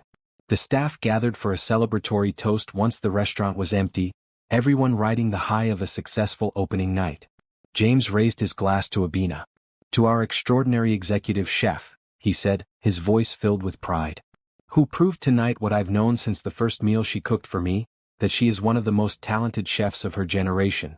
Cheers erupted, and Abina felt tears pricking at her eyes. "Thank you all," she said when the noise died down. "This wouldn't have been possible without each of you. And especially you, James, for believing in me from the beginning." After the staff departed and they had finished their final checks of the restaurant, James and Abina stood together in the quiet dining room, still buzzing with energy despite their exhaustion. "How does it feel?" James asked, his arm around her waist. "To have your own restaurant? To have everyone raving about your food?" Abina considered the question, searching for the right words. "It feels like coming home," she said finally. "Like I've found where I'm supposed to be." James nodded, understanding perfectly. "That's how I felt when I found you," he said softly. "Like after searching for so long, I'd finally come home." They shared a kiss in the empty restaurant, surrounded by the space they had created together and filled with the promise of all that was still to come. 6 months after opening night, Roots was thriving beyond even their most optimistic projections. Oliver Reed's glowing review had been just the first of many, with local and national publications praising Abina's innovative cuisine and the restaurant's celebration of African diaspora food traditions. Reservations were booked solid 3 months in advance, and they had recently been nominated for a prestigious James Beard Award for Best New Restaurant. Success, however, brought its own challenges. Abina was working longer hours than ever, often arriving at the restaurant before dawn to meet with specialty suppliers and not leaving until long after the last customers had departed. James, meanwhile, was juggling his responsibilities at Roots with his other business interests, which had been somewhat neglected during the intense period of opening the restaurant. One morning in early spring, Abina woke to find James's side of the bed empty, a note on his pillow explaining that he had an early meeting with investors and would see her at the restaurant later. It was the third time that week they had missed having breakfast together, a ritual they had both cherished in the early days of their relationship. At Roots, the day was particularly hectic. One of their line cooks had called in sick, and they were preparing for a private event that evening alongside their regular dinner service. Abina was in the midst of demonstrating a complex technique to her sous chef when James arrived, looking harried. "Can we talk?" he asked, glancing at the clock. "I only have about 20 minutes before I need to be on a conference call." Abina felt a flicker of annoyance. "I'm a little busy right now, James. Can it wait until later?" "It's about the investor dinner tomorrow," he replied. "I need to confirm the menu and guest list." Sighing, Abina wiped her hands and followed him to their small office at the back of the restaurant. As they discussed the details, she couldn't help noticing how their conversation had taken on a businesslike tone. Gone was the easy warmth and playfulness that had characterized their early working relationship. "Is everything okay?" she asked when they had finished the necessary planning. "You seem distant lately."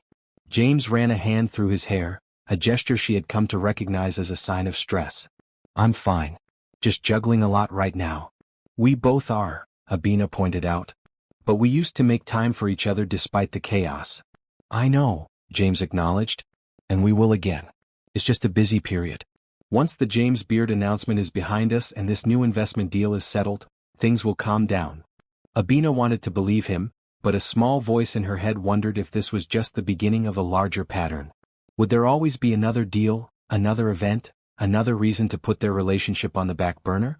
That evening, after the private event had ended successfully and the last customers had left the main dining room, Abina found herself sitting alone at the bar, nursing a glass of wine. The restaurant was quiet now, just the soft sounds of the cleaning crew in the background. James had left earlier to attend a business dinner with potential investors for one of his other ventures. "Mind if I join you?" a voice asked, breaking into her thoughts. She looked up to see Daniel, their head sommelier, standing nearby with his own glass of wine. Daniel had been one of their first hires, a talented wine expert with an engaging personality that customers loved. He and Abina had developed a good professional relationship, collaborating closely on wine pairings for her seasonal menus. "Please," she said, gesturing to the stool beside her. I could use the company. Tough day? Daniel asked, settling in. Tough month, Abina replied with a tired smile. But today was actually pretty good. The private event went well, and a food writer from that national magazine was here. She seemed to enjoy everything. She did more than enjoy it, Daniel confirmed. She told me it was the best meal she's had all year. You're going to get another rave review. Abina felt a glow of pride. No matter how exhausted she was, hearing that her food had made an impact never lost its thrill. So why the solo drinking session? Daniel asked gently. Abina swirled the wine in her glass, considering how much to share. Just thinking about balance, how to manage success without losing sight of what matters. Daniel nodded understandingly. The restaurant business is notorious for consuming people's lives. It's hard to maintain relationships when you're working 80-hour weeks. Especially when the relationship is also a business partnership, Abina added, thinking of James. Ah, Daniel said, comprehension dawning. That does complicate things. They talked for a while longer, Daniel sharing stories from his own career path and offering a sympathetic ear as Abina cautiously expressed some of her concerns about her relationship with James. It was refreshing to speak with someone who understood the demands of restaurant life but wasn't directly involved in her personal situation. By the time they finished their wine, Abina was feeling somewhat better, less alone in her struggles at least. Daniel offered to share a cab since they lived in the same general direction, and she accepted gratefully, too tired to navigate public transportation. When she finally arrived home, she found James waiting up for her, looking troubled. I've been calling you, he said as she walked through the door. I was worried. Abina checked her phone and realized she had missed several calls while talking with Daniel. I'm sorry. I stayed late at the restaurant having a glass of wine with Daniel. I needed to decompress after today. A shadow crossed James's face. With Daniel? Yes, Abina replied, puzzled by his tone. We were just talking about work, life, finding balance. It was nice to have someone to talk to. You could have talked to me, James said, a hint of hurt in his voice. Abina felt a flash of irritation.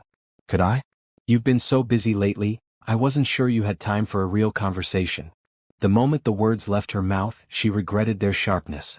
But they had hit upon a truth that had been building between them for weeks. James was quiet for a long moment. You're right, he said finally. I haven't been as present as I should be. But that doesn't mean I don't want to hear what's on your mind. And I should have answered your calls, Abina acknowledged, her anger fading. I think we're both struggling to adjust to all the changes in our lives. They moved to the couch, the tension between them easing slightly as they sat close together. I miss you, James admitted, taking her hand. Even though we see each other every day, I miss the way things were between us. I miss you too, Abina said softly. And I worry sometimes that the restaurant is taking over everything. That we're becoming business partners first and a couple second. James nodded, his expression thoughtful. I've been thinking about that too. Maybe we need to set some boundaries, designated times when we don't talk about work, regular date nights even when we're busy. I'd like that, Abina agreed. And maybe we should also think about how to give each other space when we need it, without jealousy or misunderstanding. James's fingers tightened slightly around hers. Like your conversation with Daniel tonight? It was just a friendly talk, Abina said, meeting his eyes directly. But yes, sometimes I need to connect with people who aren't involved in our business. Who can just be friends without all the complications. I understand, James said after a moment. And you're right. We both need our own friends and interests outside of what we share. They talked late into the night, more openly than they had in weeks, acknowledging the challenges they faced and making plans to address them. By the time they finally went to bed, some of the distance between them had closed, though Abina sensed there were still unresolved feelings on both sides. The next few weeks brought mixed results in their efforts to balance their relationship and the restaurant. They managed to establish a weekly date night, when they would leave roots in the capable hands of their staff and focus solely on each other. Those evenings reminded Abina of the early days of their relationship. The easy conversation, the laughter, the simple joy of being together without agenda or obligation. But the pressures of running a successful restaurant continued to create strain. James was increasingly involved in a new business venture, which meant he was often absent during crucial moments at Roots. Abina found herself making more decisions alone, sometimes resenting that the day-to-day responsibilities fell primarily to her while James maintained control of the larger financial aspects. Matters came to a head on the night of the James Beard Awards announcement. They had closed the restaurant for the evening, gathering with their staff to watch the live stream of the ceremony. The atmosphere was tense with anticipation as they waited to hear whether Roots would win Best New Restaurant. When the envelope was opened and another restaurant's name was called, there was a collective moment of disappointment before the staff rallied, raising glasses to celebrate how far they had come regardless of the outcome. Everyone agreed that being a finalist in their first year of operation was an achievement to be proud of. Everyone except James, who grew noticeably quiet as the evening progressed. Later, after the staff had gone and they were closing up alone, he finally voiced what was bothering him. "We should have won," he said, his tone uncharacteristically bitter. "Our concept is more innovative, your food is more technically accomplished, our reviews have been better." "Maybe," Abina replied, trying to stay positive. "But Meadowlark is an amazing restaurant too. And they've been working toward this for years." "We worked hard too," James countered. "I've invested everything in making Roots the best restaurant possible." Something about his wording struck Abina wrong. "You've invested? I thought this was our restaurant, James. Something we built together." James sighed, running a hand over his face. "Of course it is. You know that's not what I meant." "Do I?" Abina asked, the strain of the past months surfacing in her voice. "Because lately it feels like you see Roots as just another business investment. Something you check in on between more important meetings." "That's not fair," James said, his own frustration evident. "I've put millions of dollars into this restaurant. I've leveraged my reputation and my connections to make it a success. And I've put my entire life into it." Abina shot back. "My creativity, my heritage, my 70-hour work weeks. This isn't just a line on your investment portfolio for me, James. It's my dream." They stared at each other across the empty restaurant, the distance between them suddenly feeling insurmountable. "I think I should stay at my old apartment tonight," Abina said finally, her voice quiet but firm. "We both need some space to cool down." James nodded stiffly, hurt and anger still visible in his eyes. "Maybe that's for the best." As Abina gathered her things and headed for the door, a part of her hoped he would stop her, would say something to bridge the gap that had opened between them. But he remained silent and she left alone, the night air cool against her tear-streaked face. She hadn't stayed at her old apartment in months, but she had kept the lease, partly as a storage space and partly as a subconscious insurance policy against the very situation she now found herself in. The space felt small and empty after the luxury of James's penthouse, but there was something comforting about its familiarity. This was where she had lived when she was fighting for her dreams alone, before James had entered her life. As she lay in bed that night, unable to sleep, Abina confronted the question that had been hovering at the edges of her mind for weeks. Had their relationship moved too quickly, built as it was on the dual foundations of professional partnership and personal attraction? Was it possible to truly separate those aspects of their lives, or would the business always bleed into the personal, creating resentments and power imbalances? She didn't have answers, only a deep ache in her chest and the unsettling feeling that something precious was slipping through her fingers. 3 days passed without Abina returning to James's penthouse. They saw each other at the restaurant, of course, maintaining a professional facade for the sake of their staff and customers. But the easy intimacy they had shared was replaced by careful politeness, both of them navigating around the unresolved conflict between them. Abina threw herself into her work with renewed intensity, developing new dishes and refining existing ones until they were flawless. In the kitchen she was in control, her authority unquestioned, her expertise valued. It was a relief after the emotional complexity of her relationship with James. James, for his part, seemed to be giving her the space she had requested, though she occasionally caught him watching her with an expression of longing that matched the ache in her own heart. They were both too stubborn, too hurt, to be the first to reach out. On the fourth night, Abina was just finishing her shift when Daniel approached her in the kitchen. "A few of us are going for drinks at that new place around the corner," he said. "You look like you could use a break from these four walls. Want to join?" Abina hesitated, glancing toward the office where James was working. It was their usual pattern for her to check in with him before leaving, to discuss how service had gone and make plans for the next day. But the thought of another stilted, professional conversation made her heart sink. "You know what? I'd love to," she said decisively. "Let me just grab my coat." The bar was busy but not crowded, with a relaxed atmosphere that felt worlds away from the controlled chaos of Roots.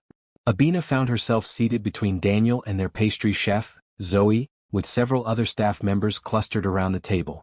It was the first time she had socialized with her team outside of work, and she was surprised by how different they all seemed in this context. More relaxed, more themselves. To Chef Abina, Daniel said, raising his glass. For creating the best kitchen I've ever worked in. The others echoed the toast, and Abina felt a rush of gratitude for these people who had helped bring her vision to life. I should be toasting all of you, she replied. Roots wouldn't be what it is without each person at this table. The evening progressed pleasantly, with conversation flowing from work anecdotes to personal stories. Abina found herself laughing more than she had in weeks, the tension she had been carrying in her shoulders finally beginning to ease. She was in the middle of a story about her culinary school days when she looked up and saw James standing near the entrance of the bar, his eyes fixed on their table. Their gazes locked for a moment before he turned and walked out without a word. Abina faltered mid-sentence, her good mood evaporating. Excuse me, she said to the group. I'll be right back. She hurried outside, looking in both directions before spotting James halfway down the block, walking rapidly away. James, she called, quickening her pace to catch up with him. James, wait. He stopped but didn't turn around, his shoulders rigid with tension. When she reached him, she could see the hurt and anger on his face. So this is why you haven't been answering my texts? He asked, his voice low and tightly controlled. You're too busy having drinks with the staff? With Daniel? Abina felt a flare of indignation. It was a spontaneous thing after work. And I'm allowed to have a social life, James? It doesn't mean anything. Doesn't it? James challenged. Because from where I'm standing, it looks like you're building a life that doesn't include me. That's not fair, Abina protested. We've barely spoken in days, and when we do, it's all about work. What did you expect me to do? Sit alone in my apartment every night, waiting for you to decide our relationship is worth fighting for? James ran a hand through his hair, frustration evident in every line of his body. I've been trying to give you space, Abina. You're the one who walked away. You're the one who decided to stay at your old apartment instead of talking things through. Because you weren't listening. Abina exclaimed, emotion breaking through her composure. You were so wrapped up in your own disappointment about the award that you couldn't see how your words hurt me. How they made me feel like just another investment to you. That's not how I see you, James said, his voice softening slightly. You know that's not how I see you. Do I? Abina asked, echoing the question from their argument days earlier. Because sometimes I wonder if you ever really saw me at all, or if I was just a talented chef you could add to your collection of successful ventures. The words hung between them, harsh in the quiet night air. James's expression shifted from anger to pain, and then to something harder, more closed off. If that's what you think of me, he said finally, then maybe you're right. Maybe we do need space. He turned to walk away, and this time Abina didn't try to stop him. She stood on the sidewalk, tears blurring her vision, the gulf between them feeling wider than ever. When she returned to the bar, her change in mood was obvious. Daniel immediately slid over to make room for her, concern in his eyes. Everything okay? He asked quietly as the others continued their conversation. Not really, Abina admitted, keeping her voice low. James and I are going through something. Daniel nodded sympathetically. I thought things seemed tense between you lately. Do you want to talk about it? Abina considered the offer. Part of her wanted to maintain professional boundaries, to keep her personal struggles private. But another part desperately needed someone to confide in, someone who might understand the specific pressures she was facing. Not here, she said finally. But maybe another time. That another time came 2 nights later, when Daniel offered to help Abina close up after a particularly busy service. James had been absent all day, attending meetings related to his other business interests, and Abina had shouldered the full weight of running Roots alone. As they finished the closing tasks, Daniel suggested they share a nightcap in the empty restaurant, just 1 glass of wine to unwind after the long day. Too exhausted to go home to her empty apartment, Abina agreed. They sat at the bar, sipping glasses of a rich red wine that Daniel had selected, the restaurant quiet around them. Gradually, Abina found herself opening up about the conflict with James, how their professional and personal relationships had become dangerously intertwined, how success had changed the dynamic between them, how she sometimes felt caught between gratitude for his support and resentment at the power imbalance it created. It's like I can't separate the chef from the woman anymore, she confessed. And I'm not sure James can either. Daniel listened attentively, offering insights from his own experiences in the industry without presuming to know exactly what she was going through. His presence was comforting, uncomplicated in a way her relationship with James had never been. For what it's worth, he said as they finished their wine, I think you're an incredible chef and an amazing person, Abina. With or without James's backing, you would have found your way to success. It might have taken longer, but talent like yours doesn't stay hidden. His words warmed her, easing some of the doubt that had crept into her confidence during her conflict with James. "Thank you," she said softly. "I needed to hear that." They stood to leave, Daniel helping her into her coat with a gentlemanly gesture that made her smile. As they moved toward the door, he hesitated, then leaned forward and kissed her cheek, a brief, friendly gesture that nonetheless lingered a beat longer than was strictly necessary. "Good night, Abina," he said, stepping back. "Things will work out one way or another." She nodded, suddenly flustered by the moment of closeness. "Good night, Daniel. And thank you for listening." As she made her way home, Abina found herself analyzing the interaction, wondering if there had been something more behind Daniel's friendly support. And if there was, how did she feel about it?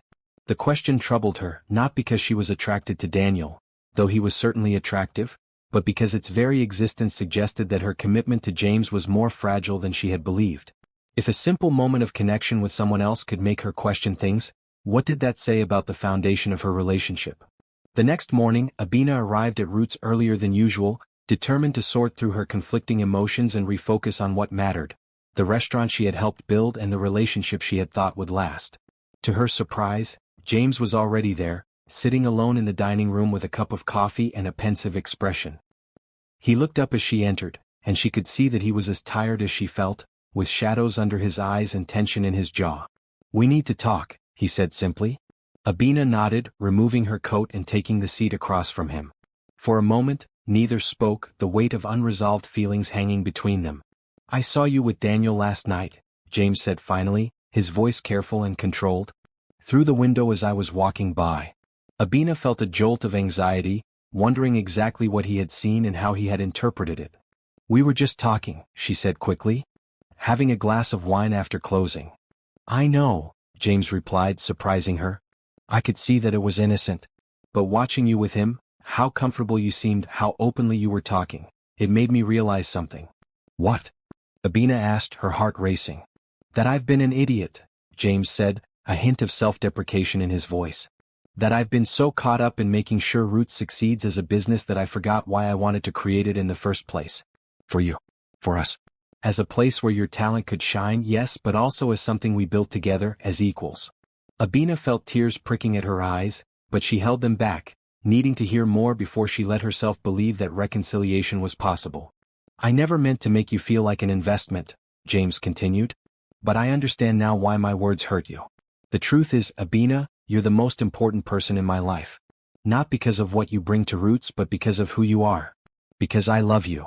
The sincerity in his voice reached a part of Abina that had been walled off during their conflict, breaking through her defenses.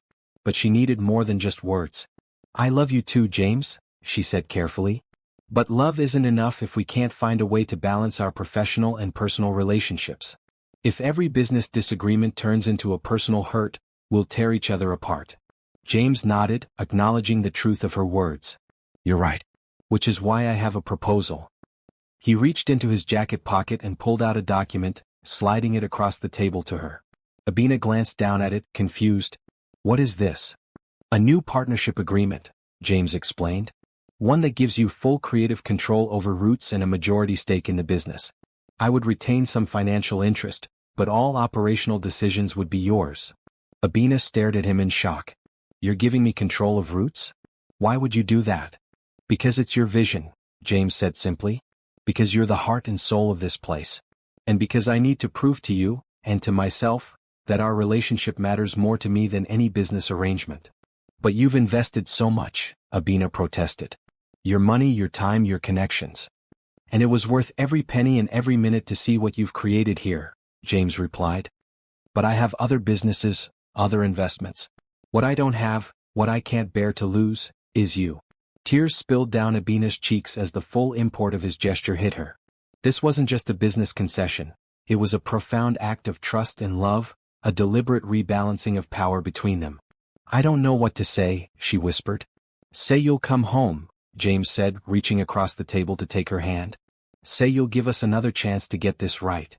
Abina looked down at their joined hands, then back at his face, the face of the man who had once pretended to be a poor chef to test her abilities, who had seen her potential when others had overlooked it, who was now willing to step back from a successful venture for the sake of their relationship. "Yes," she said finally, her voice firm despite her tears. "Yes to both." Relief and joy washed over James's face as he stood and circled the table, pulling her into his arms. Their kiss was tender, a promise of healing and new understanding. When they finally broke apart, Abina looked up at him with a small smile. "But I have a counter-proposal." "I'm listening," James said, his hands still warm on her waist. "I don't want full control of Roots," Abina said. "I want us to be true partners in every sense. Equal decision-making power, equal financial stake, equal responsibility. Not just here but in everything. Our home, our future, all of it." James considered her words, his expression thoughtful. "True partners," he repeated. "I think I'd like that." And in that moment, standing in the quiet restaurant they had built together, Abina knew they had passed the most important test of all, not one of talent or ambition or business acumen, but of love and commitment and willingness to grow together as equals. 1 year after the opening of Roots, Abina stood in the kitchen of their newest venture, a cooking school dedicated to preserving and celebrating culinary traditions from across the African diaspora. The school, named Heritage, occupied the building next door to Roots, creating a small culinary complex that had become one of the city's most vibrant food destinations. The past year had brought numerous changes, both professional and personal. After their reconciliation, Abina and James had restructured their business relationship as true equals, each bringing their unique strengths to their shared enterprises. Abina handled the creative and culinary aspects, while James focused on business strategy and expansion. But all major decisions were made together with honest communication and mutual respect. Their personal relationship had deepened as well, growing stronger through the challenges they had overcome.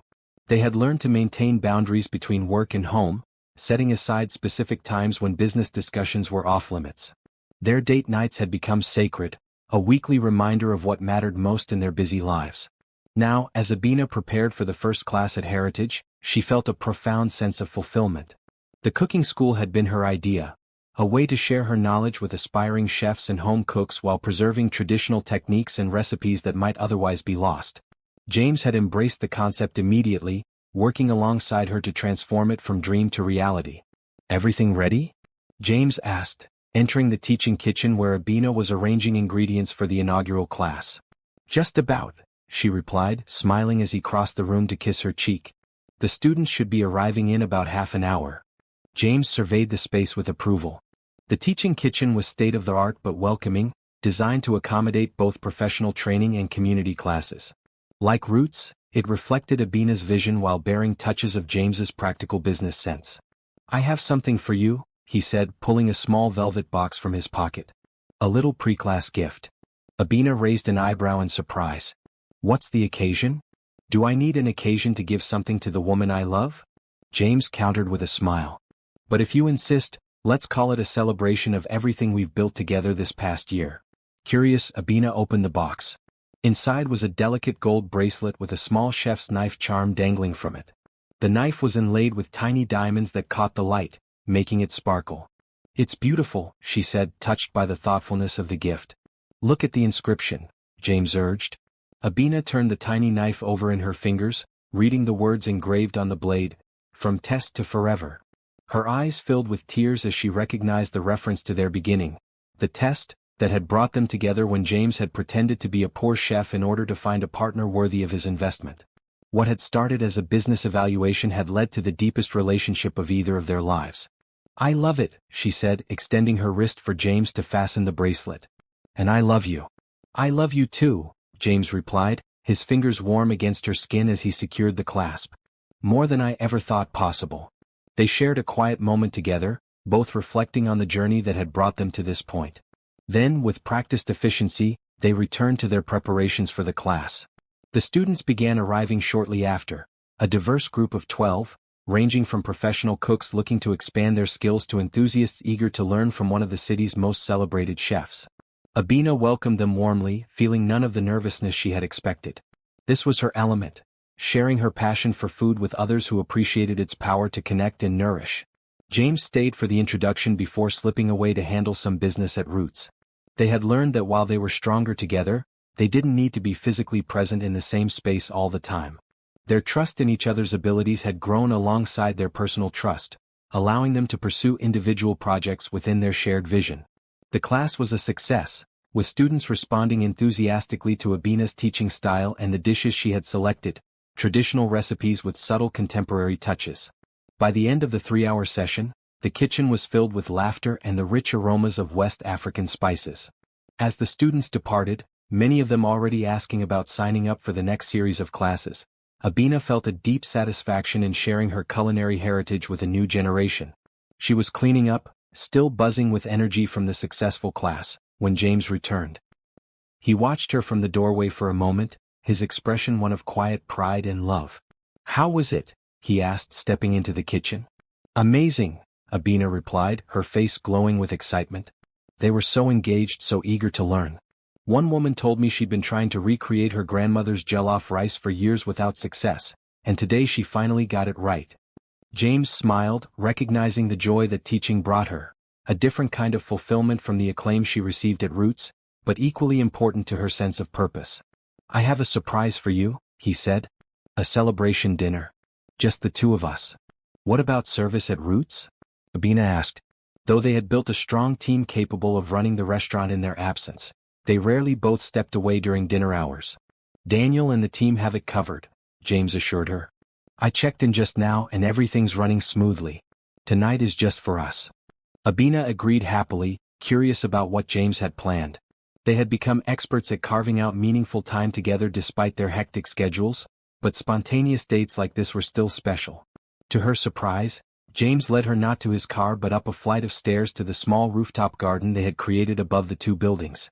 It was a private space, used primarily to grow herbs and specialty ingredients for the restaurant, but tonight it had been transformed. Twinkling lights were strung overhead, and in the center was a table set for two, with candles and flowers creating an intimate atmosphere. "James," Abina breathed, taking in the romantic setting. "This is beautiful. I thought we should celebrate under the stars," he said, pulling out her chair. "Where we can see everything we've built together." From their vantage point, they could indeed see both Roots and Heritage below them, as well as the vibrant city beyond. It was a clear night, the first truly warm evening of spring, with a gentle breeze carrying the scent of the herbs growing around them. A server, one of their staff from Roots, appeared with champagne in the first course, then discreetly withdrew, leaving them alone. The meal that followed was a careful recreation of dishes from their relationship journey. The chicken stir-fry Abina had made during her interview at the garden kitchen, specialties from their pop-up dinners, and finally, a dessert from Roots' opening night menu. "You remember all of these?" Abina said, touched by the thoughtfulness behind the menu. "Of course," James replied. "Food has been our language from the beginning. These dishes tell our story." As they finished their dessert, the reinvention of Abina's grandmother's coconut pudding that had so impressed the critic on opening night, James reached across the table for her hand. "Abina," he began, his voice carrying a note of seriousness that made her heart beat faster. "This past year has been the most challenging and the most rewarding of my life. Building businesses together has been exciting, but building a life with you has been the real privilege." He stood and, to Abina's astonishment, moved to kneel beside her chair. "I know we've talked about the future in general terms," he continued, still holding her hand in his. "But tonight I want to be specific. I want to ask you to be my wife. To continue this journey together, not just as business partners or as a couple, but as a family." From his pocket, he produced a ring, a stunning but understated design featuring a center diamond surrounded by smaller stones in a pattern that reminded Abina of the constellation visible above them. "James," she whispered, emotion making it difficult to speak. "Are you sure? With everything we have at stake professionally?" "I've never been more sure of anything," he interrupted gently. "What we've built can be protected with contracts and agreements. But what we have together, that's worth more than any business. That's what I want to commit to for the rest of our lives." Tears of joy spilled down Abina's cheeks as she nodded. "Yes," she said, her voice growing stronger with conviction. "Yes, I'll marry you." James slipped the ring onto her finger, then rose to kiss her, a kiss that held all the promise of their shared future. When they finally broke apart, both were smiling through tears. "You know," Abina said, looking down at the ring now sparkling on her hand, "when I walked into the garden kitchen that day, desperate for any job that would pay the rent, I never imagined it would lead to this. And when I decided to play the role of a humble chef looking for a talented cook, I never dreamed I'd find the love of my life," James replied. Sometimes the best journeys are the ones we don't plan. They stayed on the rooftop late into the night, talking about their dreams for the future, not just for their businesses but for their life together. Perhaps children someday, a home that was truly theirs, travel to explore culinary traditions around the world. Whatever came next, they would face it as they had faced the challenges of the past year. Together as equals, with love and respect at the foundation of everything they built. As they finally prepared to leave, the city quiet beneath them and the stars bright overhead, Abina paused to look at the two buildings that represented their shared vision. From roots to heritage, they had created something meaningful, a celebration of cultural legacy, of passion for food, of the power of partnership. I used to think success meant running a renowned restaurant, earning accolades, being recognized for my talent, she said thoughtfully. And those things are wonderful. But this, what we have together, this is the real success. James wrapped his arms around her from behind, resting his chin on her shoulder as they gazed out at their creation. The best test I ever devised, he murmured. And the only one where I was tested as much as you were. Abina turned in his arms to face him, her eyes reflecting the twinkling lights above. We both passed, she said with a smile, reaching up to touch his face. And now we have forever to enjoy the rewards. Their kiss, under the stars and above the world they had built together, sealed a promise that had begun in a humble kitchen, where a billionaire had pretended to be a poor chef and a talented woman had proven herself worthy of not just success, but true partnership in every sense of the word. In the end, they had tested each other, not just for skill or talent or business acumen, but for the capacity to love, to grow, to become more together than they could ever be apart. And in that most important test, they had both emerged triumphant.